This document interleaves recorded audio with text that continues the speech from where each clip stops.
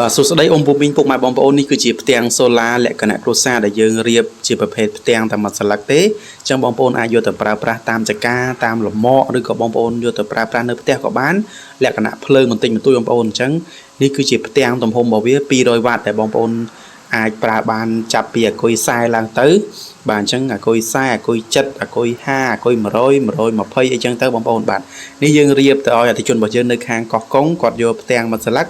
អាគុយ90ផ្លាកដុកនេះមួយហើយយើងរៀបឲ្យគាត់លក្ខណៈគ្រួសារបន្តិចបន្តួចអញ្ចឹងបើបងប្អូនយកទៅប្រើប្រាស់ជាប្រភេទភ្លើង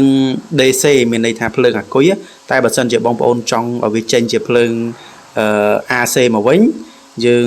យកអាំងស៊ីវ៉ាទ័រថែមទៀតតែបើសិនជាបងប្អូនតម្រូវការតែប៉ុណ្្នឹងទេដើម្បីយកទៅបំភ្លឺឬក៏លក្ខណៈយកទៅចាប់អាគុយពេលយប់ឬក៏បងប្អូនតម្រូវការប្រើតាមចកាតិចតួចចាប់កង្ហារឬក៏បញ្ចូលទូរស័ព្ទធុងបាសអីតិចតួចបងប្អូនតាក់ទងមកខាងខ្ញុំមកខ្ញុំរៀបផ្ទាំងបែបហ្នឹងបងប្អូនអាចយកទៅប្រើប្រាស់បានហើយបងប្អូនបាទអញ្ចឹងយើងរៀបមានផ្ទាំងមានខ្សែហើយនឹងអាគុយអញ្ចឹងបើសិនជាបងប្អូនថាឥឡូវមានអាគុយហើយយកទៅផ្ទាំងហើយនឹងដុំសាករបស់វាហ្នឹង controller សាករបស់វាហ្នឹងបងប្អូនអាចតាក់ទងមកខាងខ្ញុំបានផងដែរយើងផ្ញើតែផ្ទាំងក៏បានដែរបងប្អូនមិនចាំបាច់យកអាគុយក៏បានដែរអញ្ចឹងទីតាំងរបស់យើងនៅខាងកំពង់ឆ្នាំងអីវ៉ាន់ផ្ញើចេញបាន25ខេត្តក្រុងដោយតែបានឃើញរៀបចំជូនភ្ញៀវជាបន្តបងប្អូនណាបាទអញ្ចឹងលេខទូរស័ព្ទរបស់យើងមានចំនួន3ខ្សែហើយតាក់ទងជាមួយនឹងលេខទូរស័ព្ទនេះយើងមានលេខ Telegram ទាំង3ហ្នឹងតែម្ដង